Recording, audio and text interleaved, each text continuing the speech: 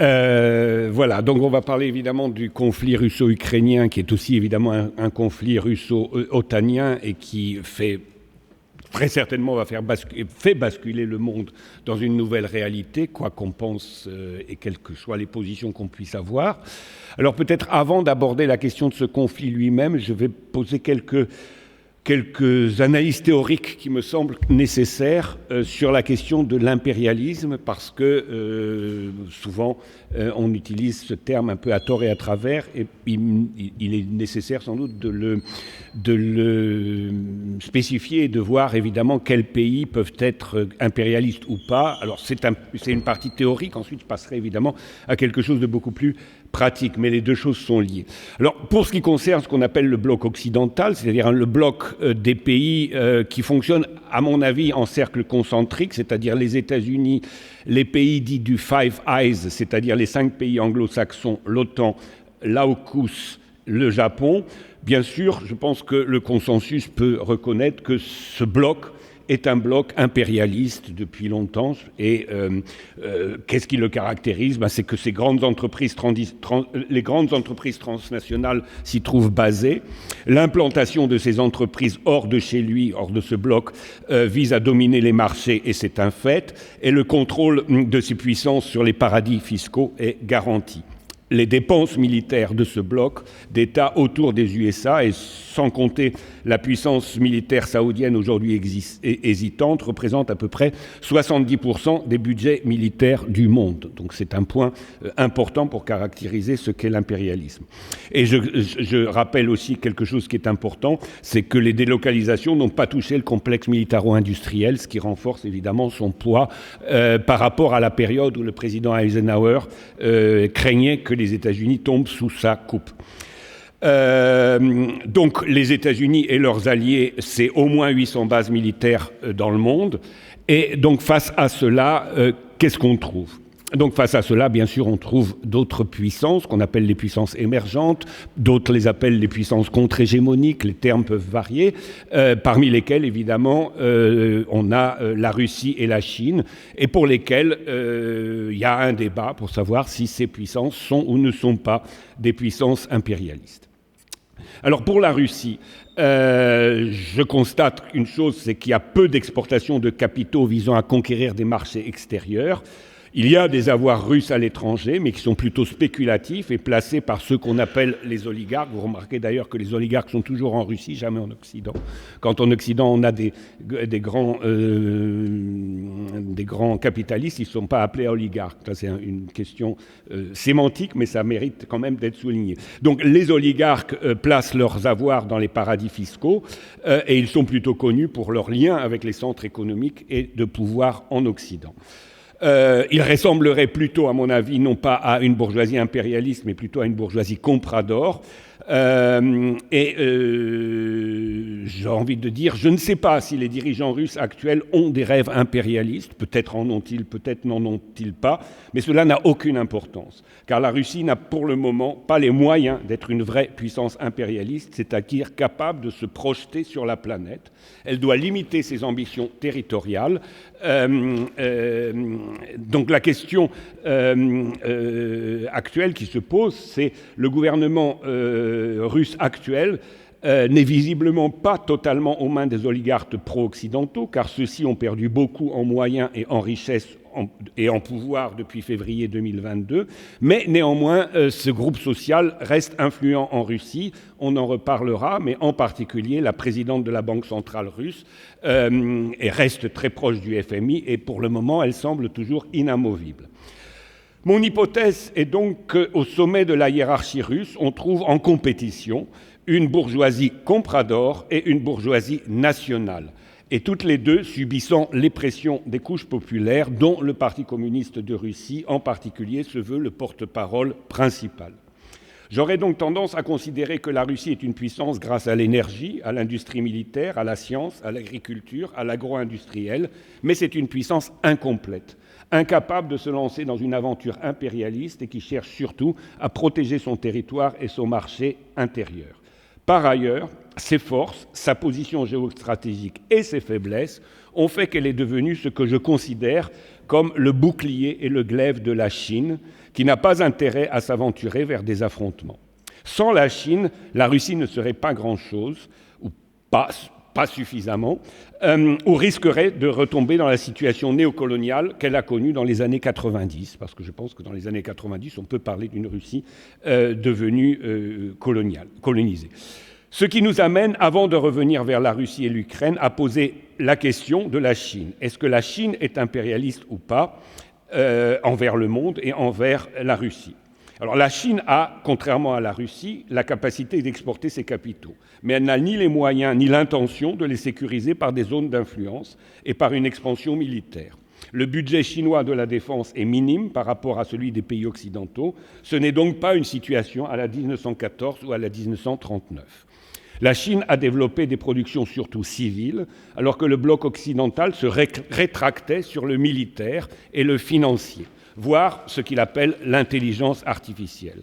La Chine n'a donc pas intérêt à une guerre, car cela mettrait en péril son expansion économique civile. Expansion économique en partie basée sur son secteur privé capitaliste, mais aussi en partie basée sur son secteur public, ce qui amène à poser la question.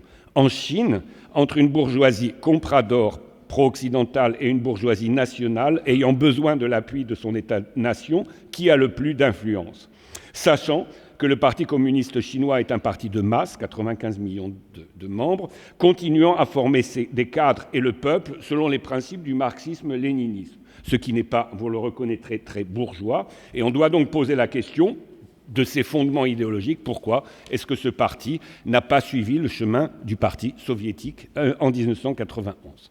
Bref, le rapprochement eurasiatique axé sur la Chine et la Russie est complexe, mais n'entre ni dans ce que nous connaissons du développement capitaliste classique, ni dans ce que nous connaissons du développement impérialiste classique. Ce qui ne veut pas dire qu'il n'existe pas des tendances hégémoniques dans ces pays, ou nationalisme, mais de quel nationalisme s'agit-il ? Est-ce un nationalisme agressif ou un nationalisme défensif ? Car nationalisme et hégémonisme ne sont pas de l'impérialisme, qui lui est une poussée dynamique, expansionniste et mondiale. La Chine n'intervient dans pratiquement aucun pays, et la Russie, là où elle intervient, Centrafrique, Mali, Syrie, Ukraine, ne prend pas le contrôle des marchés locaux et n'y développe pas d'activités clairement prédatrices. Quand je dis cela, je ne veux pas dire par là que Poutine serait forcément le défenseur de la veuve et de l'orphelin, ou que Xi Jinping serait l'avant-garde du prolétariat mondial. Nous n'en sommes tout simplement pas là. En revanche, notons deux choses fondamentales. La guerre en Ukraine, qui a commencé en 1914, il faut être clair, représente pour la Russie un intérêt géostratégique évident. Elle a ouvert la boîte de Pandore pour une masse de pays et ou de peuples qui n'en pouvaient plus de 30 ans de domination du néolibéralisme mondialisé sans partage. Face à ce néolibéralisme, on trouve pêle-mêle dans le monde des nationalismes défensifs, réactifs, du capitalisme national et du socialisme plus ou moins conséquent. L'Ukraine, comme l'a annoncé, prévu et planifié Zbigniew Brzezinski, représente la clé vers l'ancien empire russe et l'ex-URSS et pratiquement toute l'Eurasie. Ce qui n'empêche pas de constater aussi, mais c'est sans doute d'importance secondaire, que l'Ukraine abrite les terres noires, les meilleures au monde, des terres rares consistantes, utiles pour l'industrie informatique en particulier, un potentiel industriel et scientifique important, pour le complexe agro-industriel, pour l'industrie informatique, et mentionnons aussi en passant les fameux laboratoires biologiques américains présents en Ukraine, dont Victoria Nuland a reconnu l'existence. Mais l'intérêt géostratégique de l'Ukraine est bien plus évident que ce que je viens de mentionner. Le territoire ukrainien, c'est une partie du transit énergétique, gazier et pétrolier Russie-Europe. C'est une partie des voies de communication ferroviaire et routière reliant l'Asie centrale, la Chine, l'Asie orientale, la Chine, l'Asie centrale, la Russie et l'Europe occidentale.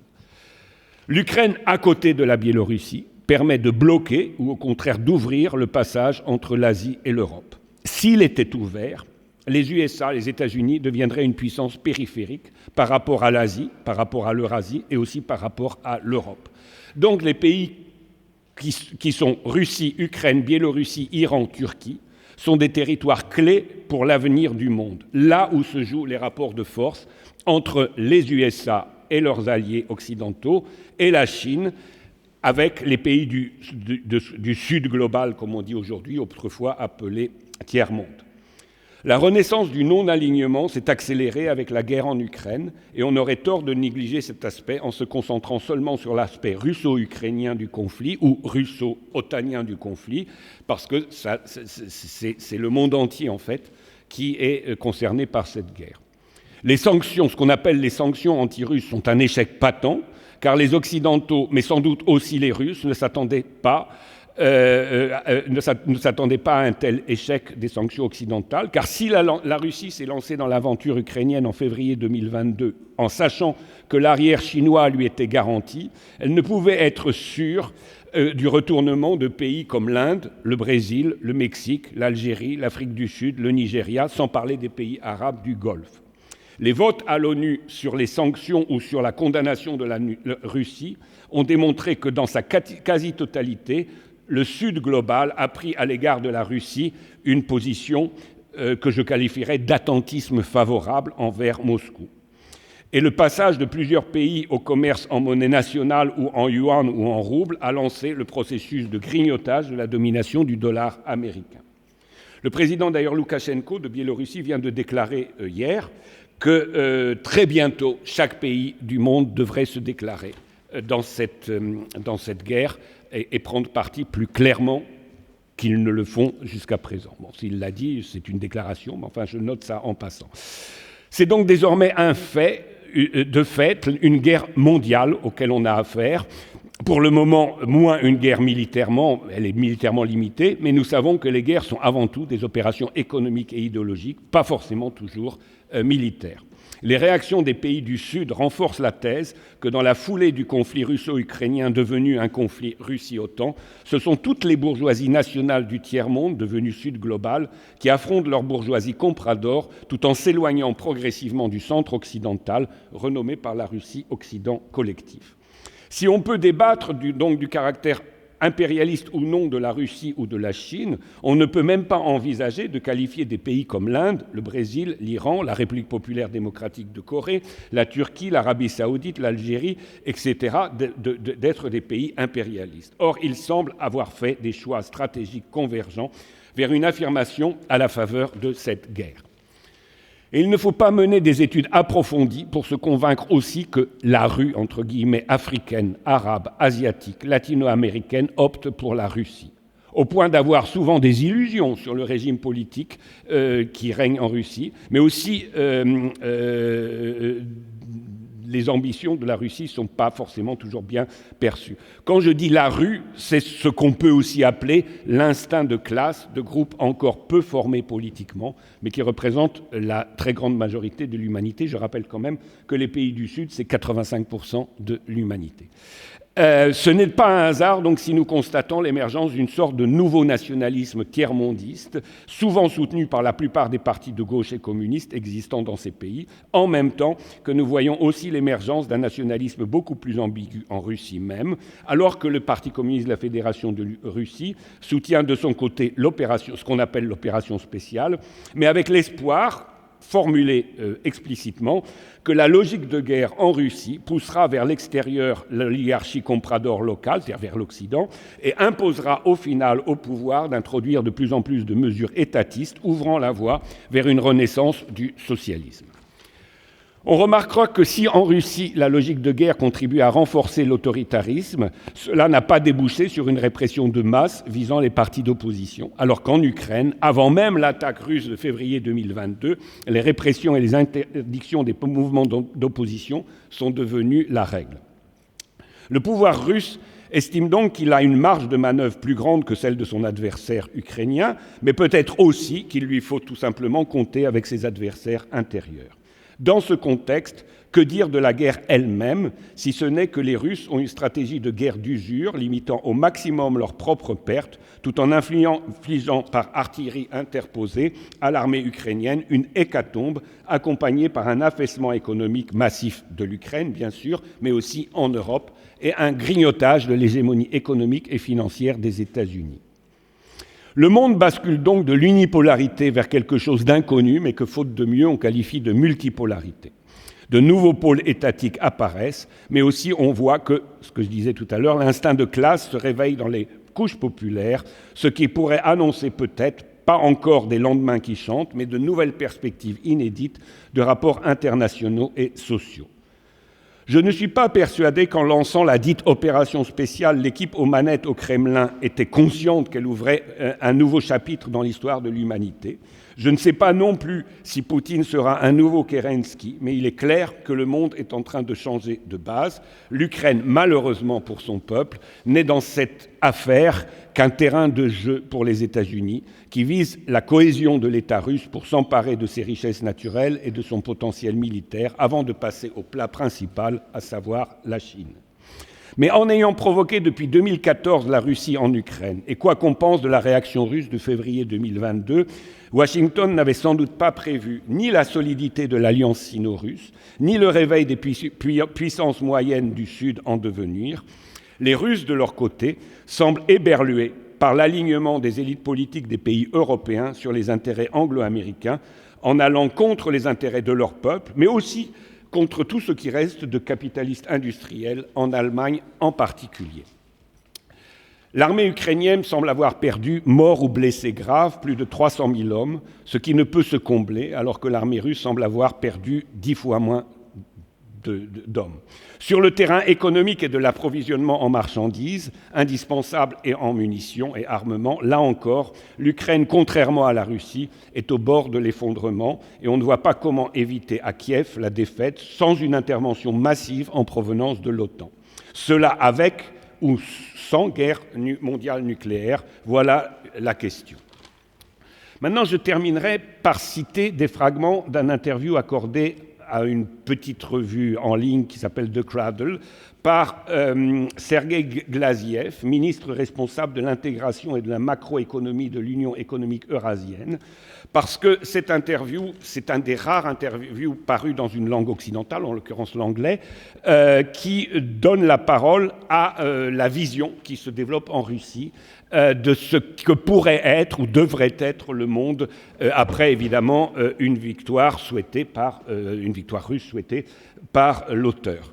Alors Glaziev, pour renforcer encore l'importance de ce personnage, Glaziev est donc un ministre russe, mais c'est un Ukrainien. Il est originaire de Zaporozhye.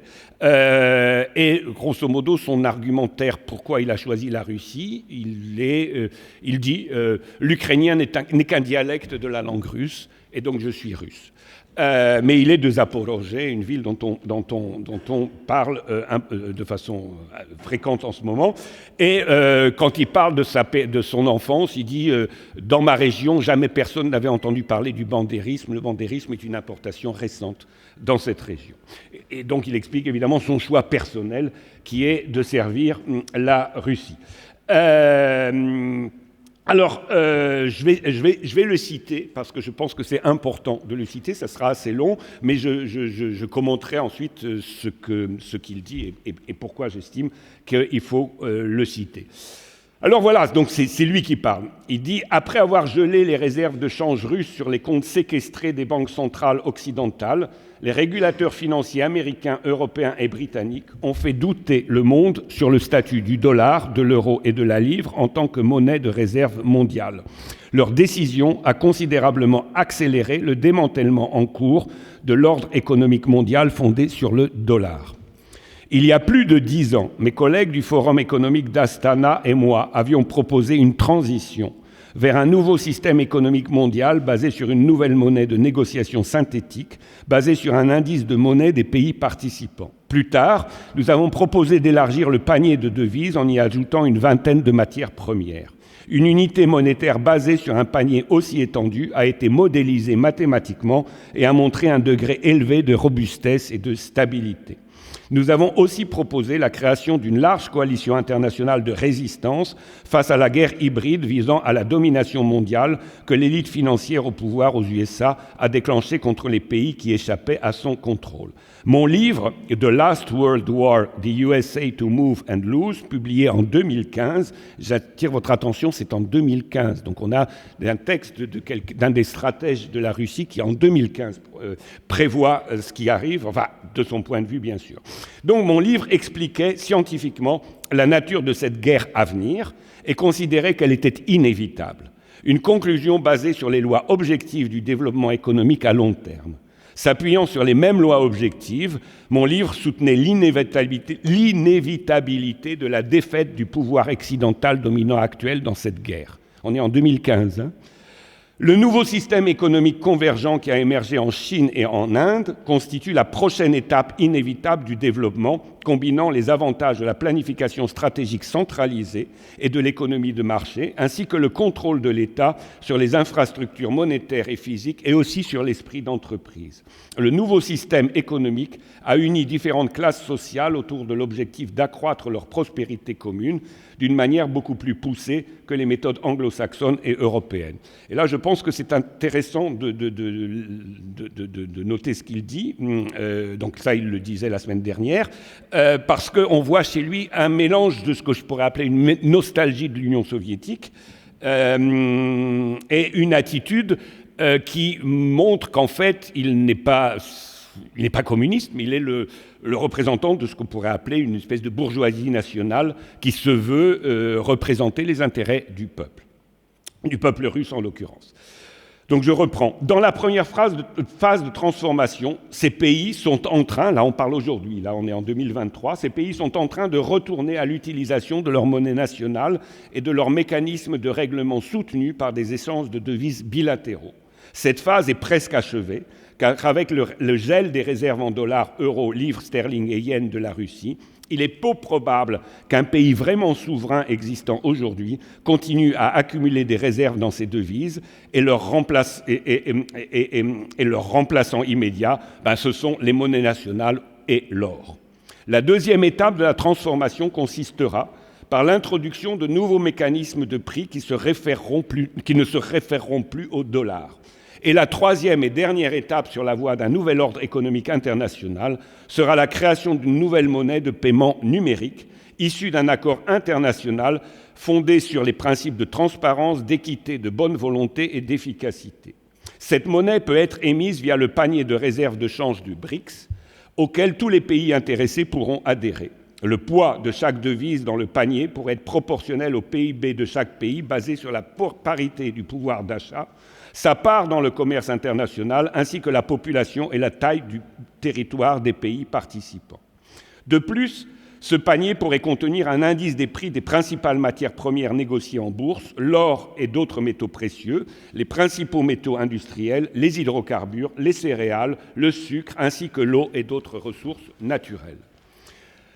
La transition vers un nouvel ordre économique mondial risque de s'accompagner du refus systématique d'honorer les engagements en dollars, euros, livres et yens.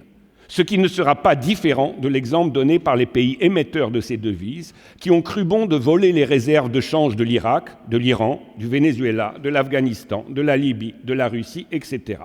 Puisque les États-Unis, le Royaume-Uni, l'Union européenne et le Japon ont refusé de remplir leurs obligations et ont confisqué la richesse d'autres nations qui étaient stockées dans leur monnaie, pourquoi d'autres pays devraient-ils se sentir obligés de rembourser leurs emprunts ? Et je parle, c'est un ministre quand même. Malheureusement, les autorités et là on voit les contradictions dans le pouvoir au sein de la Russie. Malheureusement, les autorités monétaires russes font toujours partie du consensus de Washington. Alors, c'est un ministre qui parle et qui parle des autorités de son pays. Donc malheureusement, les autorités monétaires russes font toujours partie du consensus de Washington et respectent les règles du système du dollar, même après que les réserves étrangères de la Russie aient été saisies par l'Occident. D'un autre côté, les récentes sanctions ont fait réfléchir profondément le reste des pays extérieurs au bloc dollar. Les agents d'influence occidentaux contrôlent cependant toujours les banques centrales de la plupart des pays, les forçant à suivre des politiques suicidaires recommandées par le FMI. Or, une telle politique est aujourd'hui si clairement contraire aux intérêts nationaux des pays non occidentaux que leurs autorités sont de plus en plus, à juste titre, préoccupées par leur propre sécurité financière. La direction actuelle de la Banque centrale de Russie reste prisonnière de l'impasse intellectuelle du consensus de Washington. La politique, et comme je vous le disais, c'est un ministre qui parle de son propre pays, de ses propres élites. Donc il y a bien un conflit visible au plus haut sommet de la hiérarchie russe. La politique monétaire de la Banque centrale russe, mise en œuvre conformément aux recommandations du FMI, s'est avérée dévastatrice pour l'économie russe. Les catastrophes combinées du gel d'environ 400 milliards de dollars de réserves de change et de plus de 1000 milliards de dollars détournés de l'économie par les oligarques vers les pays offshore occidentaux se sont produites dans le contexte d'une politique de cette banque tout aussi catastrophique avec des taux réels excessivement élevés combinés avec un taux de change flottant. Mais la Banque centrale russe a quand même déjà dû faire face à la réalité et créer un système national de communication interbancaire qui ne dépend plus du SWIFT et l'a également ouvert aux banques étrangères. Des lignes de transfert multidevises ont été établies avec les principaux pays participants. Une transition de ce type a lieu dans le commerce avec la Chine, l'Iran, la Turquie. L'Inde est également prête à passer au paiement en monnaie nationale. Des travaux sont aussi en cours pour créer un système de paiement numérique non bancaire qui serait lié à l'or et à d'autres matières premières d'échange, les stable coins. Le groupe de pays travaillant vers un nouveau système financier devrait annoncer l'achèvement des travaux et la préparation d'une nouvelle monnaie commerciale. Il faudrait l'annoncer lors des réunions régulières de l'Organisation de coopération de Shanghai ou du BRICS, et nous y travaillons. Dans mon livre The Last World War, j'avais soutenu, donc de 2015, j'avais soutenu que la probabilité d'une guerre hybride entre la Russie et l'Occident se produise au final. Dans cette guerre hybride, les principaux théâtres de conflit sont la guerre économique et la guerre de l'information et de la connaissance. Et sur ces fronts, les États-Unis et les pays de l'OTAN ont un avantage écrasant. J'ai longtemps préconisé de remplacer les dollars, les euros, les livres et les yens dans nos réserves de change par de l'or qui est produit en abondance en Russie. Malheureusement, les agents d'influence occidentaux, qui occupent des postes clés dans les banques centrales de la plupart des pays, Russie compris, ainsi que dans les agences de notation et les grandes maisons d'édition, ont réussi à faire taire ces idées. La politique de la Banque centrale russe est la mise en œuvre orthodoxe des revendications du FMI et du dogme du consensus de Washington, tandis que mes recommandations sont basées sur la méthode scientifique et les preuves empiriques accumulées au cours des 100 dernières années dans les principaux pays. Le partenariat stratégique entre la Russie et la Chine semble en passe de résister à toutes les épreuves. Des intérêts communs de survie et de résistance unissent la Chine et la Russie. Et nos deux pays sont largement symbiotiques sur le plan économique. Nos deux pays ont aussi une base historique solide, héritée de la coopération entre l'URSS et la Chine populaire des années 50 pour un partenariat stratégique. J'ai bon espoir que le partenariat stratégique entre la Russie et la Chine populaire deviendra le fondement du projet de grand partenariat eurasien en construction et le noyau d'un nouvel ordre économique international. Donc ce rappel explicite à l'URSS est intéressant parce que Glaziev n'est pas communiste, mais reste quand même marqué par l'héritage de l'URSS. Je rappelle aussi que ce terme de nouvel ordre économique mondial est un terme qui était utilisé dans les années 70 par le mouvement des États non alignés. C'était donc à l'époque du nationalisme anticolonial que finalement Glaziev reprend. Donc, on voit au fragment que je viens de lire de Glaziev qu'il existe bien en Russie une contradiction entre ce qu'il appelle le capitalisme pro-FMI, ce qu'on peut appeler la bourgeoisie comprador russe, et le capitalisme national, ce qu'on peut appeler la bourgeoisie nationale russe, qui pense pouvoir attirer vers elle les classes populaires et les nostalgiques du communisme. La question que j'ai mentionnée précédemment est donc symboliquement celle-ci. Poutine sera-t-il le Kerensky ou bien sera-t-il un Napoléon Bonaparte russe? Et la Chine pensera-t-elle vers ces classes populaires ou retombera-t-elle vers les classes compradors qui existent aussi chez elle? Question qu'on peut poser si l'Ukraine s'effondre. Car si elle ne s'effondre pas, alors cela voudra dire que nous aurons versé vers la guerre nucléaire et que nous ne serons plus là pour en parler. Car je ne crois pas que l'Ukraine puisse gagner la guerre. Reste l'hypothèse d'un cessez-le-feu sur la ligne de front atteinte et du gel de conflit. Mais cela voudrait dire aussi une trêve dans le conflit entre le capital mondialisé unipolaire et ses concurrents en voie de dédollarisation. Je ne vois pas comment un tel compromis pourrait être possible à moyen et long terme. C'est donc véritablement une guerre mondiale, à mon avis, qui est une guerre économique mondiale, et on va assister à la suite. Donc l'effritement du capitalisme, que je qualifierais de anglo-américano-atlantico-européen, est définitivement engagé et sans retour. Reste maintenant la question fondamentale qui est si le bloc occidental est en train de s'effriter, quel est le modèle alternatif? C'est-à-dire dans quelle mesure la Russie ou la Chine sont-elles en état de proposer un modèle alternatif dans le cadre de cette multipolarité qui est proposée? C'est ça la vraie question, c'est qu'est-ce qui viendra après. Mais je pense que la question du basculement du monde est déjà engagée. Et bien sûr que la guerre actuelle a accéléré le processus, mais comme vous le voyez, c'est pour ça que j'ai cité Glaziev, c'était déjà en 2015 qu'il parlait de ça. Donc il avait déjà en 2015 prévu cette guerre. J'aurais tendance à penser que peut-être que le Kremlin, dans sa totalité, n'avait pas prévu cette guerre, mais très certainement Glaziev représente une aile du pouvoir russe en conflit, bien sûr, comme vous le savez, comme il vient de le dire explicitement, en conflit avec la Banque centrale russe, qui est aussi, bien sûr, fait partie des élites russes. Donc il y a véritablement une guerre Russie-Ukraine, il y a une guerre Russie-OTAN, il y a une guerre sud-globale, bloc occidental, et il y a une guerre russo-russe au sommet de la hiérarchie en Russie. Voilà.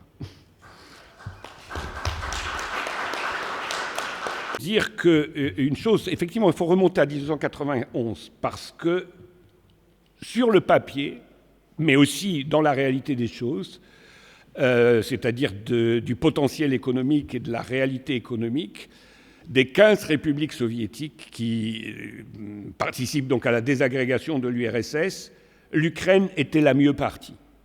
Incontestablement, elle avait tous les atouts pour être la plus riche des 15 républiques, parce qu'elle avait le potentiel industriel, elle avait le potentiel économique, elle avait le potentiel agricole, elle avait une excellente situation géographique, à la limite entre l'Europe et l'Asie.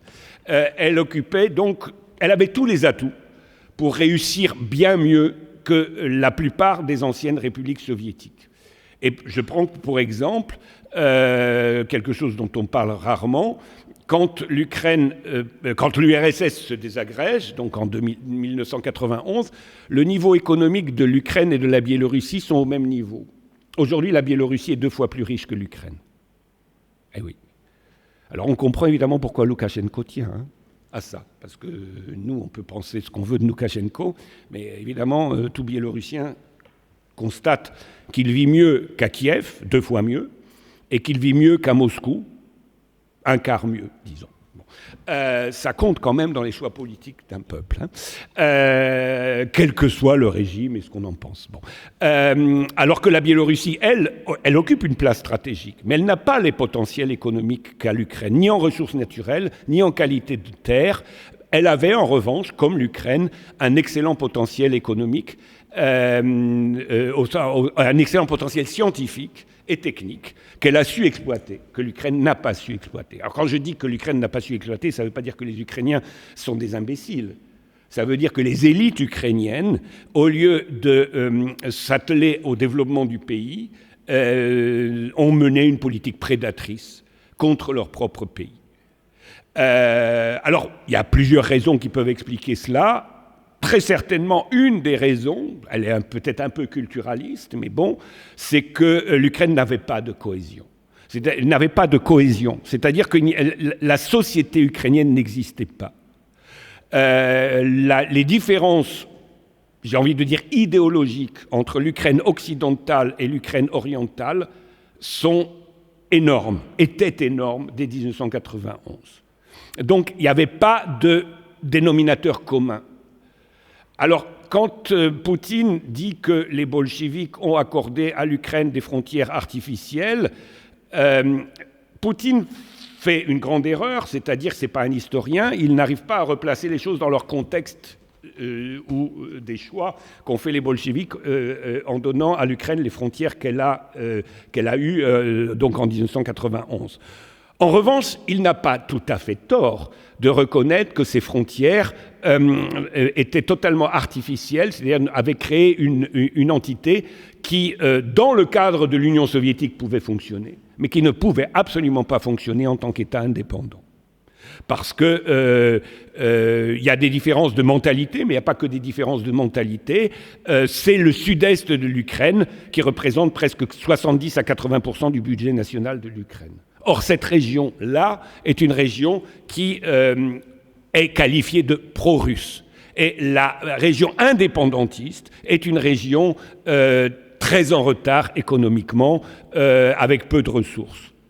Et donc tout le drame de l'Ukraine, c'est que pour légitimer son indépendance, elle va progressivement, par étapes, ça ne s'est pas fait du jour au lendemain, mais progressivement, les élites ukrainiennes prédatrices, dont je vous parlais tout à l'heure, on avait les mêmes en Russie.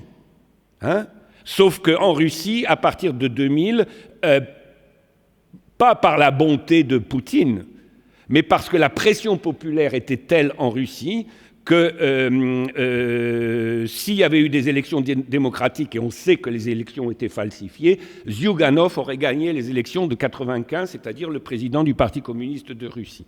Et donc, on a falsifié les élections, et c'est Yeltsin qui a gagné. Mais 5 ans plus tard, et ce que je dis, c'est la fille de Yeltsin qui le dit elle-même dans un interview. Après, elle a dit, au moment où Poutine arrive au pouvoir, on a peur d'une révolution communiste en Russie. Et pour éviter cela, on a trouvé Poutine, qui a fait un compromis et qui a donc du coup a restauré un minimum d'État. Mais en Ukraine, on n'a pas eu ça.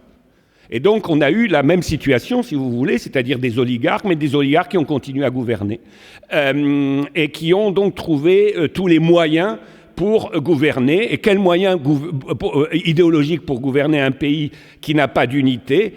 Se raccrocher au nationalisme. Et c'est ce qui explique pourquoi on a d'abord eu la révolution, la soi-disant révolution orange de 2004, puis celle de 2014, parce qu'évidemment, comme en Russie, les oligarques sont liés aux comptes qu'ils possèdent dans les paradis offshore occidentaux.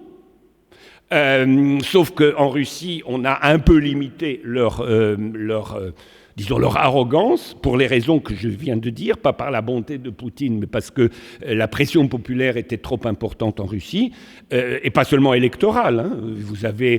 Nous avons en ce moment en France les manifestations sur les retraites. Alors il faut savoir qu'en Russie, le FMI a aussi imposé à la Russie la réforme des retraites. Mais que contre la réforme des retraites, il y a eu plusieurs millions de gens dans la rue en Russie. Mais ça, évidemment, vous ne le trouverez pas dans les journaux occidentaux. Dans les journaux occidentaux, quand Navalny fait une manifestation de 300 personnes, tout le monde en parle. Mais quand les communistes font une manifestation d'1 million de personnes, personne n'en parle. Donc ça, il faut quand même y penser aussi. Donc l'Ukraine... donc elle était mal partie économiquement pour la masse de la population. Et le meilleur indice de cela, c'est que l'Ukraine, quand elle proclame son indépendance, a 52 millions d'habitants. L'Ukraine, avant la guerre de février, n'en a plus que 40 à 42. Alors il y a une baisse de la natalité, mais ce n'est pas la seule cause, c'est l'émigration massive. Vous avez 5 millions d'Ukrainiens qui ont émigré en Russie. Vous avez au moins 2 ou 3 millions d'Ukrainiens qui ont émigré en Europe occidentale avant la guerre avant février. Depuis, évidemment, il y en a bien plus. Si bien qu'aujourd'hui, les démographes hésitent à savoir si en Ukraine, aujourd'hui, dans les territoires aux mains du pouvoir de Kiev, il y a 30 millions d'habitants ou 20 millions d'habitants. Donc je rappelle, en 1991, il y avait 52 millions d'habitants en Ukraine. Donc on a quand même une réduction majeure du potentiel démographique de cet État. Et donc 2014, on a appelé ça la révolution du Maïdan. Alors incontestablement, c'est tout à fait vrai, il existait dans la société ukrainienne un mécontentement massif. Mais le fait d'être mécontent ne rassemble pas forcément les gens Parce qu'évidemment, le mécontentement dans l'est de l'Ukraine ou dans le sud de l'Ukraine allait dans une direction inverse au mécontentement dans l'ouest de l'Ukraine. L'ouest de l'Ukraine était mécontent parce que l'Ukraine n'était pas assez nationaliste. L'est de l'Ukraine était mécontent parce que l'Ukraine était trop nationaliste. C'est-à-dire que l'est de l'Ukraine voyait son avenir dans une coopération avec le monde post-soviétique, alors que l'ouest de l'Ukraine voyait son avenir dans une coopération avec l'Occident.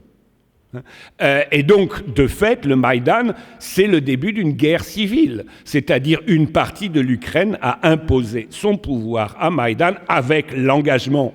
Je rappelle, Victoria Nuland a dit que les Américains avaient dépensé 5 milliards de dollars pour assurer le Maïdan. C'est elle qui le dit, c'est Victoria Nuland, c'est pas la propagande russe ou communiste qui dit ça. 5 milliards de dollars, c'est pas rien pour assurer une révolution colorée. Donc bien sûr que le Maïdan s'appuyait sur un mécontentement réel, mais le gros des troupes du Maïdan venait d'Ukraine occidentale. Et je rappelle évidemment que quand on parle de l'Ukraine occidentale, on parle d'une région qui a connu un nationalisme de plus en plus exacerbé tout au long du XXe siècle, dont le summum a été la Seconde Guerre mondiale avec les groupes pro-nazis qu'on trouvait en Ukraine. Je ne veux pas dire par là, évidemment, que tous les Ukrainiens de l'Ouest sont pro-nazis.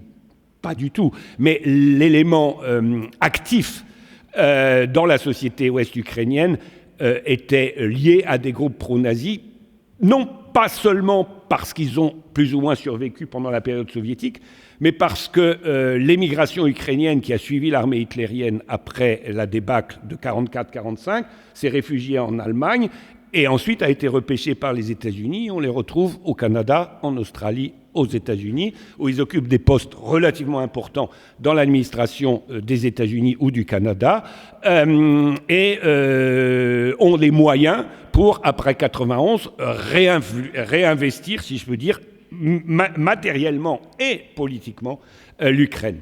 Et donc on a le retour de ces héritiers. Alors c'est la deuxième génération en général, mais si vous faites l'analyse biographique de tous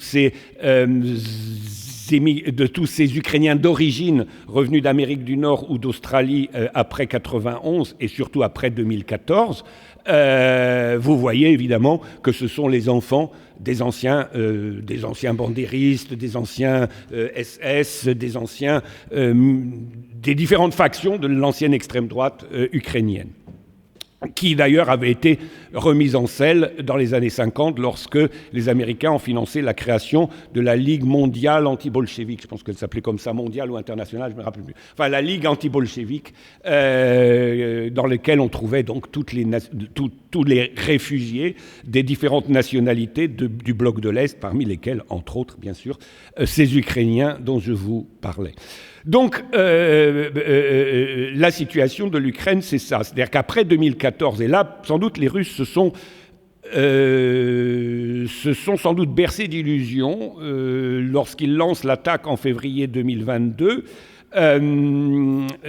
en pensant évidemment que l'Ukraine orientale allait basculer dans leur camp. Là, il y a eu peut-être une erreur, c'est-à-dire que entre 2014 et 2022, vous avez eu une reprise en main de l'État ukrainien, de la jeunesse ukrainienne, par les milieux ultranationalistes. Et donc on peut penser qu'une partie, pas forcément tous, mais une partie quand même de la population de l'Ukraine centrale et orientale, surtout de la jeunesse, a été en quelque sorte retournée en faveur du nationalisme qui arrivait d'Ukraine occidentale. Là, je pense qu'il y a eu sans doute une erreur de calcul.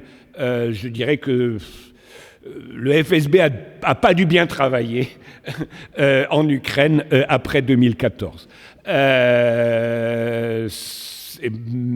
Parce que effectivement, je ne veux pas dire par là que les Ukrainiens se combattent comme un seul homme sur le front oriental, mais l'armée ukrainienne ne s'est pas effondrée. Alors c'est vrai que l'armée ukrainienne a été très bien réorganisée par les Américains, et qu'entre autres, cette extrême droite a un rôle clé dans les troupes qui sont à l'arrière du front, c'est-à-dire celles qui veillent à ce que les soldats ne se retraitent pas, et qui sont très, très dures et liées très souvent à l'extrême droite. En fait, vous avez sur la ligne de front la chair à canon, et puis derrière, vous avez des bataillons plus ou moins d'extrême droite qui veillent à ce que l'armée ne se replie pas en débandade. Et d'une certaine façon, ça a fonctionné, puisque l'armée ukrainienne a tenu. Alors, elle a tenu à un prix catastrophique. Je vous disais tout à l'heure, c'est les chiffres qui sont communiqués par un journal turc, mais qui proviennent du Mossad, et on peut supposer que le Mossad est quand même assez bien informé sur les... Non, enfin, le Mossad, c'est le Mossad, mais enfin, c'est des professionnels quand même.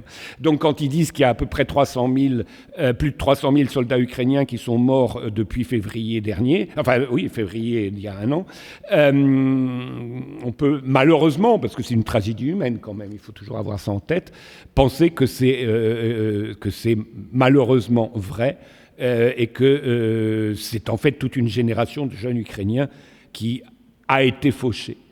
Ce qui évidemment augure très mal de l'avenir pour du futur du pays. Alors que les Russes, au contraire, et ça c'est peut-être la première fois d'ailleurs dans leur histoire, sont très économes en pertes humaines. Ils font beaucoup d'efforts pour que les soldats russes soient les moins touchés et les moins tués. Et en fait, la Russie utilise l'artillerie pour éliminer les soldats ukrainiens et empêcher les soldats ukrainiens de parvenir jusqu'aux lignes russes. La tragédie pour les soldats ukrainiens, c'est qu'une très grande majorité d'entre eux sont sans doute tués avant d'avoir vu un seul soldat russe. Ils n'arrivent même pas aux lignes russes, et ils sont tués avant.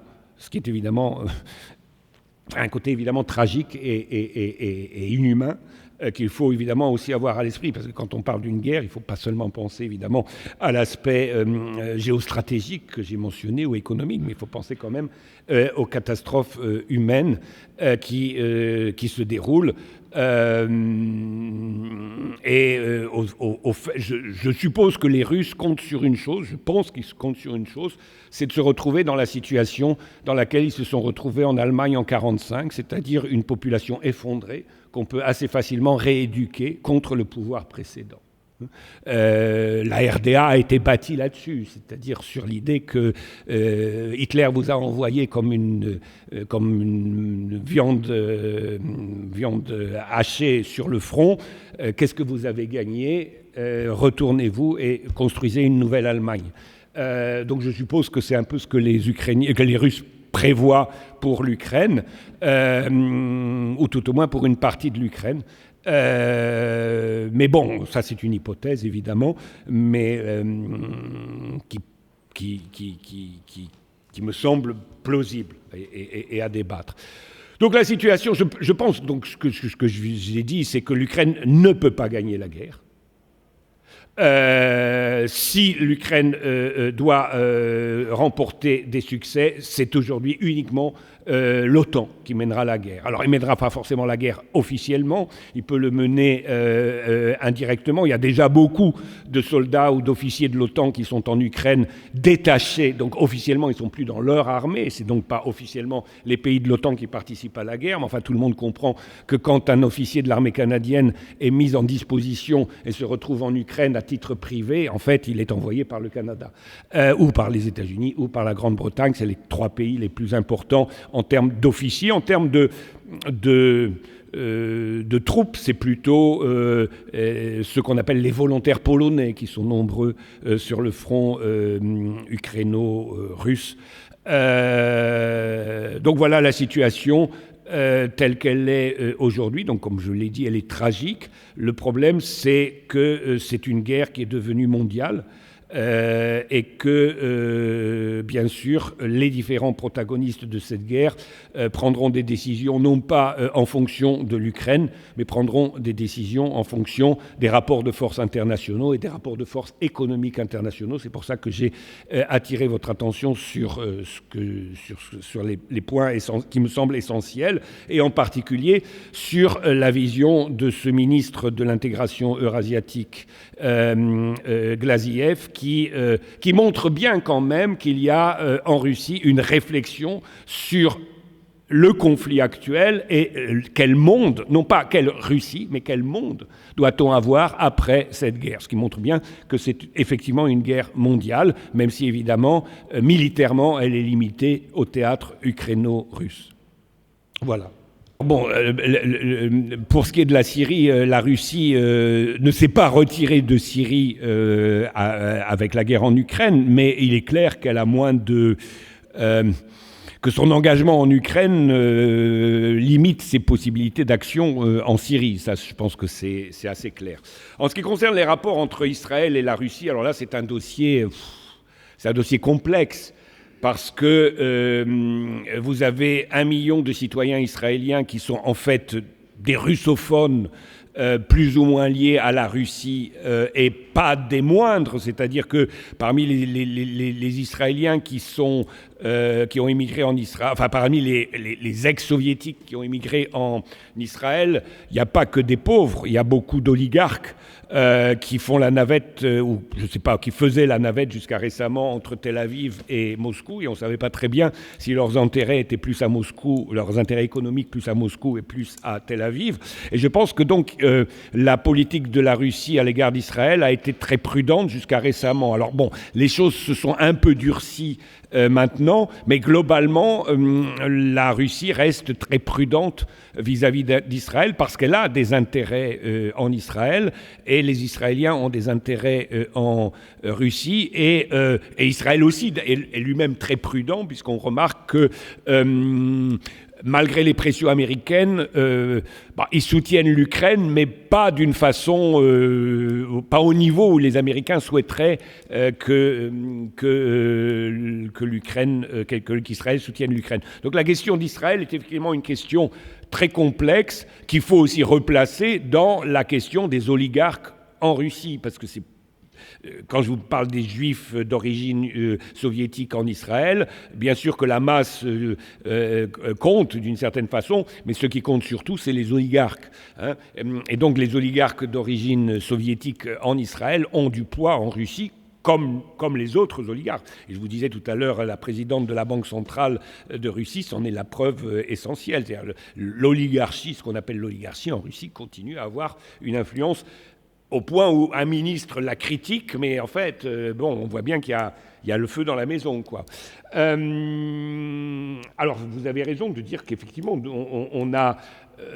c'est un des thèmes principaux toujours de la propagande de guerre, c'est de personnaliser l'adversaire. C'est-à-dire, la Russie, c'est Poutine.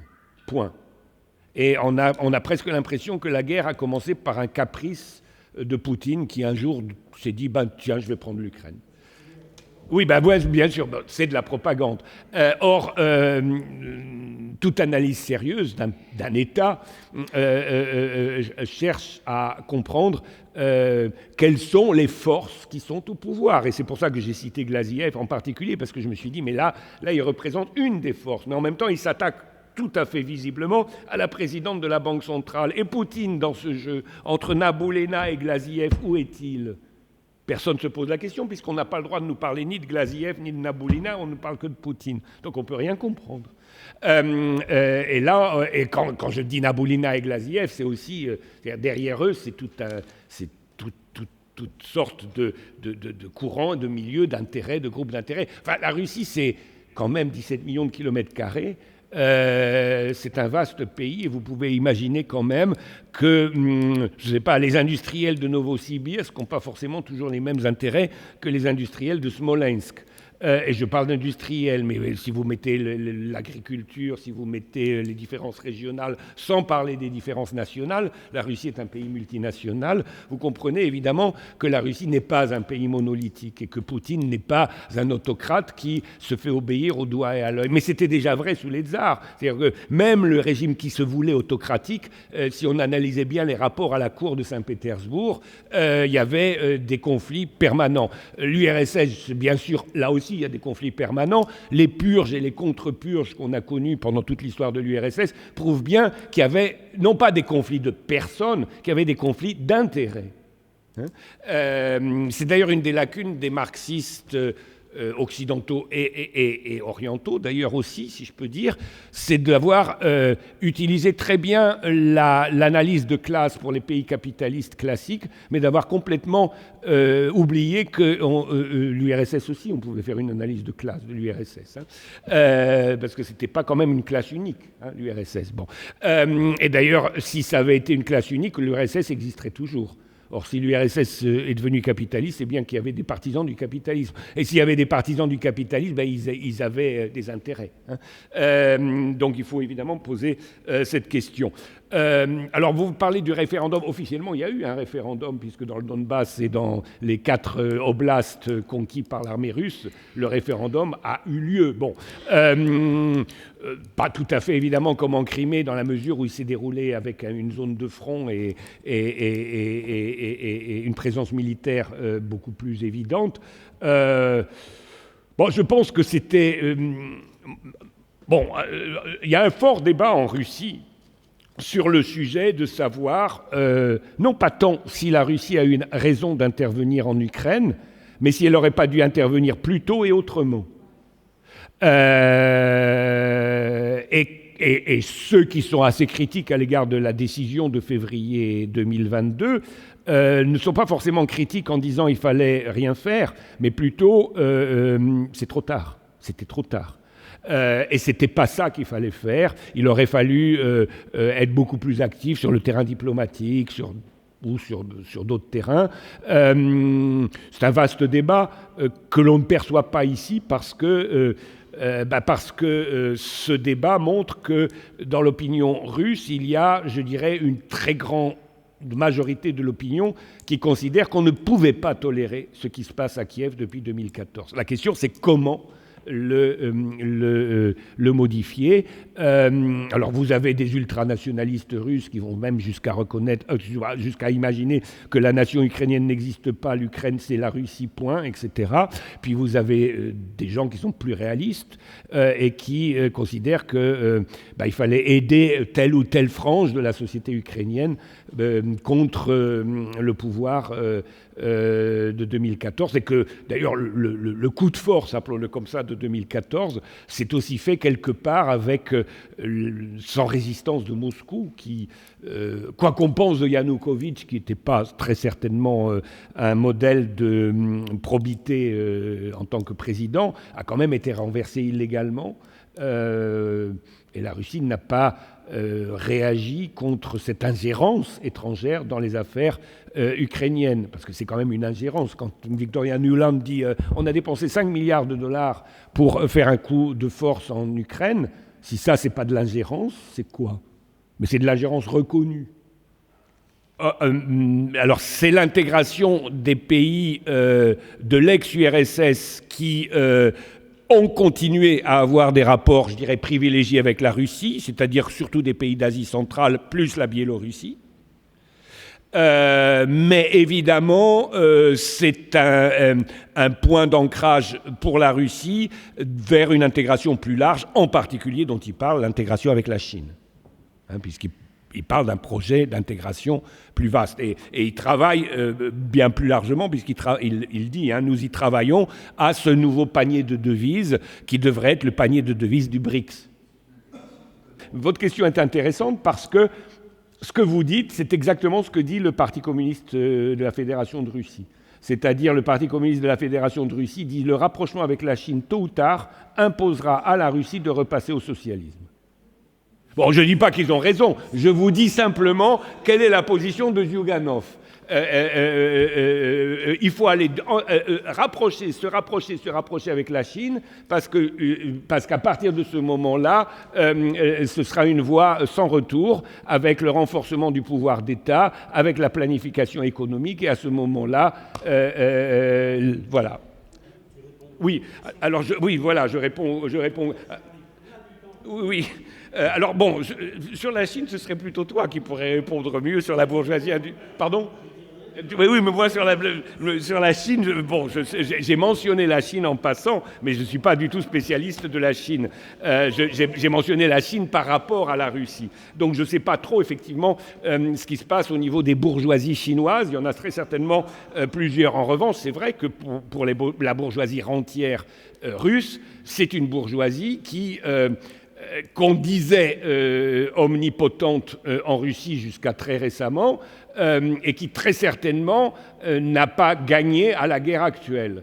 Voire, elle n'a pas seulement pas gagné, elle a perdu. Donc son pouvoir n'était pas aussi puissant qu'on l'a dit, même si en même temps on a quand même la présidente de la Banque centrale qui est toujours là. Donc on voit bien que... et c'est toute la question. Si on parle d'impérialisme russe, les partisans de... Ah ben en plus c'est des drapeaux ukrainiens. Non, je ne pense pas qu'ils viennent au séminaire, mais c'est... Ah puis il y a les drapeaux bandéristes. Ah ben ça... Oui. Non, le bandériste c'est l'extrême droite. Le drapeau noir et rouge, c'est les bandéristes, ça. C'est pas... Non, je pense pas. Non, je pense quand même pas. Oui, alors, bon, on va... Bon. Oui, donc effectivement, la bourgeoisie rentière russe a très certainement perdu à cette guerre, en partie, mais évidemment, comme je vous l'ai dit, les jeux ne sont pas faits, et on peut avoir encore des retournements.